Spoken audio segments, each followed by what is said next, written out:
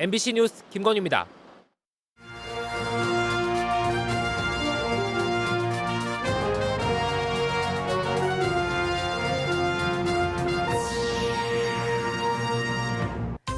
단양 소백산 국립공원 북부사무소에서 코로나19 집단 감염이 발생했습니다. 야영장과 대피소까지 폐쇄됐습니다. 수능을 앞둔 고3 수험생들의 단체 접종이 시작됐습니다. 일부 학생들은 학교 소재지 접종센터까지 장거리 접종을 해야 하는 불편을 겪었습니다. 백신 접종 대상을 지자체가 직접 정하는 자율접종이 26일부터 시작됩니다. 충북에는 8만 7천 명분이 배정됐습니다. 지역의 청소년들이 충주호 둘레길 200km 자전거 대장정에 나섰습니다. 도전하는 청소년을 응원하는 후원금은 미얀마 돕기에 쓰입니다. 여러분 안녕하십니까? 오늘 충북 코로나19 발생 현황부터 알아보겠습니다. 신규 발생 확진 환자는 33명입니다. 지역별로는 청주 5명, 충주 1명, 제천 6명, 단양 11명, 음성 3명, 진천 1명, 증평 2명, 영동 4명이 확진됐습니다. 충북 누적 환자는 3,519명, 누적 사망은 71명입니다. 전국적으로 코로나19 확산세가 줄어들지 않는 가운데 수도권을 넘어 충북에서도 오늘 30명 넘게 확진됐습니다. 단양 소백산 국립공원 북부사무소 직원들이 대거 확진된 건데요. 가족까지 관련 확진자가 20명에 이릅니다. 보도에 허지희 기자입니다. 국립공원 사무소에 출입을 제한하는 띠가 설치됐습니다. 30대 직원이 발열과 두통 등 이상 증세를 느껴 실시한 간이 검사에서 양성이 나온 뒤 전 직원 60명이 검사를 받았더니 두 자릿수 확진자가 나온 겁니다. 확진자들의 주거 지역은 단양과 제천, 충주, 원주 등 제각각. 직원들의 일부 가족들까지 확진된 데다 검사 결과를 기다리는 직원들의 거주지도 서울, 안동 등으로 다양해 추가 확산도 우려되는 상황입니다. 직원들의 감염 경로는 아직 확인되지 않은 가운데 이들은 구내 식당 등을 같이 이용해 온 것으로 전해졌습니다.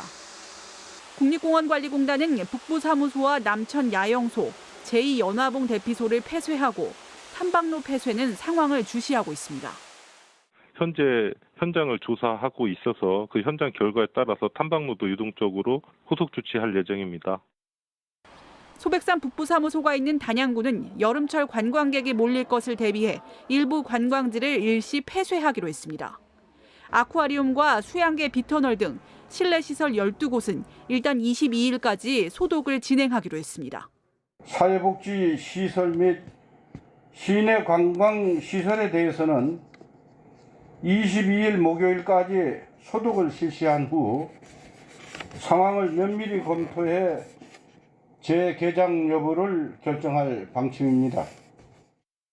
이 밖에 청주와 증평에서도 확진자가 나오는 등 음성에선 기숙사 등을 함께 이용하는 외국인들의 직장 내 감염이 꾸준히 이어지고 있습니다. MBC 뉴스 허지입니다.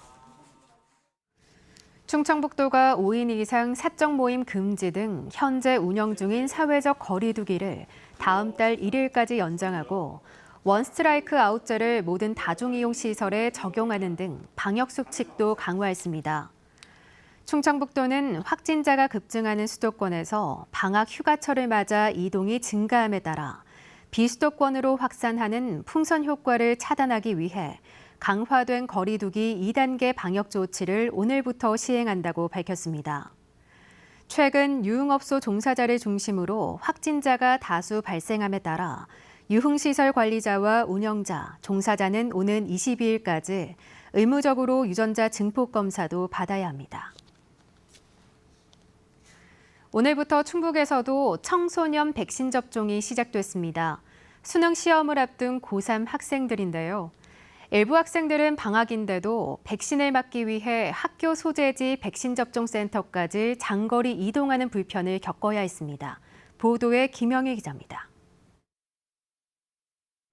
예방접종센터가 모처럼 백신을 맞으려는 사람들로 북적입니다. 수능을 앞둔 고3 학생들입니다. 예진표를 꼼꼼히 작성하고 진찰받고 주의사항까지 설명 듣고 나서야 차례차례 접종실로 향합니다. 부작용이 좀 걱정되긴 하는데 그래도 맞아서 마음이 편해졌다는 사람들도 많고 저도 맞는 게 마음이 편해질 것 같아서. 접종 후에는 15분에서 30분간 대기실에 머무르며 이상 반응이 있는지 관찰합니다. 막상 접종하고 나니까 생각보다 별거 없다? 되게 아플 줄 알았는데 아프지도 않고 백신이라고 해서 조금 겁을 먹고 왔던 점이 있었는데 괜히 겁먹었다 하는. 고3 학생과 고등학교 교직원 2만 300명을 대상으로 한 백신 접종이 충북에서도 시작됐습니다. 백신은 화이자, 학교별로 지정된 날짜에 접종 받아야 합니다. 1차 접종은 오는 27일까지, 2차 접종은 다음 달 9일부터 17일까지 마무리됩니다. 재수생은 다음 달부터 맞습니다. 10대 청소년을 상대로 한 백신 접종은 이번이 처음인 만큼 교육당국도 학교별로 담당자를 지정하고 백신 접종 지원단을 운영하는 등 비상대비 체제에 들어갔습니다. 학교에 담당자별을 지정을 해서 그 학생들이 접종을 하고서 이상이 있다라면 모니터링을 해서 바로바로 병원과 연계돼가지고 이렇게 할 수 있도록 저희들이 추천을 하고 있습니다. 하지만 학교별 단체 접종이다 보니 방학 기간 집에 돌아와 있던 일부 고3 학생들은 학교 소재지 접종센터까지 장거리 접종을 해야 하는 불편을 겪었습니다. 왔다 갔다 하면서 오히려 많은 사람들을 접촉하고 하는데 이게 백신을 맞으려고 가는 건데 교통수단을 이용하니까 그게 오히려 불편한 점이 많았던 것 같아요. 또 단체 접종은 고등학교로만 제한되면서 유치원과 초등학교, 중학교 일부 교사들은 2학기 개학이 이뤄진 뒤까지도 백신을 맞아야 해 수업 공백도 우려됩니다. 개학을 한 다음에 아무래도 이제 수업에 대한 공백이 생길 수밖에 없죠. 선생님들이 이제 접종을 해야 되고 이거에 대한 준비가 미처 되어 있지 않다면 학사 일정이 좀 어려움이 있을 거라고. 고3을 제외한 다른 학생들의 백신 접종 계획은 아직 나오지 않고 있어 2학기 전면 등교 수업을 앞두고 방역 공백을 우려하는 목소리도 커지고 있습니다. MBC 뉴스 김영일입니다. 충청북도가 코로나19 백신 접종 대상을 직접 정하는 자율접종이 이번 주 예약을 거쳐 다음 주부터 시작됩니다. 충북에는 8만 7천 명분이 배정되는데요. 불특정 다수를 접촉하거나 고위험군을 보호하는 직군 등이 우선으로 선정됐습니다. 신병관 기자입니다. 대기하고 있는 시내 버스들로 가득 차 있는 청주 동부종점. 운행 전 소독과 환기를 하고 있지만 하루 평균 10만 명이 이용하다 보니 불안이 가시지 않고 있습니다. 코로나19 확진자 탑승이 확인될 때마다 진단 검사를 받고 CCTV를 열람하는 일도 거의 일상이 됐습니다. 차량 내 CCTV 열람을 한다든지 아니면은 그러한 어떤 승객이 탑승했을 때 버스 승무원들에 대한 이제 전수조사를 한다든지 하는 것들이 벌써 몇 차례. 충청북도가 접종 대상을 정하는 자율접종이 아직 연령대 접종 계획이 세워지지 않은 50세 미만 도민 8만 7천 명을 대상으로 진행됩니다. 1차로 중증장애인 보호자와 택배기사 등의 2만 6천 명분, 2차로 대중교통 콜센터 종사자 등의 6만 1천 명분이 배정됐습니다. 1차는 오는 26일 접종이 시작되고 아직 백신 배정이 확정되지 않은 2차는 다음 달 중 접종이 이뤄질 전망입니다. 대상자들께서 착오는 없도록 저희가 이제 최선을 다해서 보건소나 저희 콜센터 통해서 여러 가지 노력을 하고 있는데 이제 문의는 굉장히 많이들 오시거든요. 자율 접종이다 보니 직군 내 대상 선정은 물론 지자체별로도 다소 차이는 있습니다. 1차 대상자가 다 찬 시군의 경우 2차 대상자를 당겨 접종하고 청주에서는 청주공항 직원들이 대중교통 종사자로 접종을 받게 됩니다. 1차 2만 6천 명분 가운데 3천 명분은 결국 배정이 되지 않아 2차로 넘겨지기도 했습니다. 1차 접종 대상자의 예약은 당초 예정보다 사흘이 늦춰져 오는 22일부터 받게 됩니다. 이 때문에 예약이 끝나고 주말이 지나면 바로 접종이 이루어져 충청북도는 혼선을 막기 위한 준비에 총력을 쏟고 있습니다. MBC 뉴스 신병관입니다. 학교 생활과 입시로 바쁜 청소년들이 기부금 모으기 도전에 나섰습니다. 자전거로 목표 구간을 달리며 취약계층을 위한 모금 운동을 알리는 건데요. 지난 2017년부터 해마다 진행됐는데 어느새 1,630km를 달려 5천만 원 넘는 성금을 모았습니다. 보도에 이지영 기자입니다.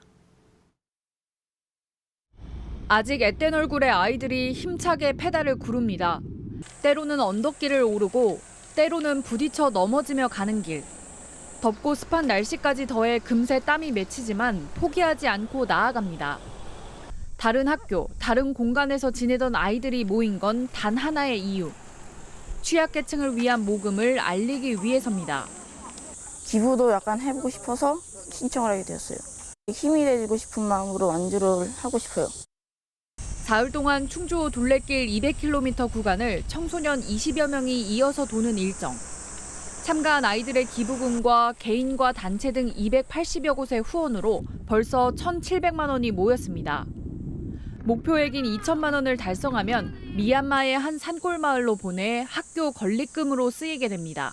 미얀마가 되게 어려운 걸 듣고 이제 저도 이걸 하면 이제 기부를 할 수 있다는 얘기를 듣고 이제 참여를 한 거예요. 충주의 한 청소년 복지시설에서 시작한 모금 운동은 올해로 5년째.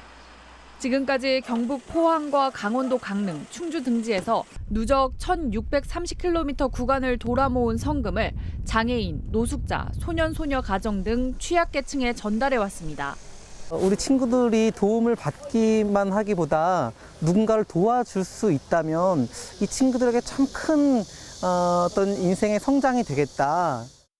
지난해부터는 취지에 공감한 교육행정기관의 지원까지 더해지면서 동참하는 학생도 성금 규모도 늘고 있습니다. 학교만 지어주고 내년에는 몰라라 하는 게 아니라 학교 운영비를 어느 정도씩 저희가 계속적으로 충주라는 이름으로 기부를 할 생각이고요. 무더위 속 도전에 나선 아이들.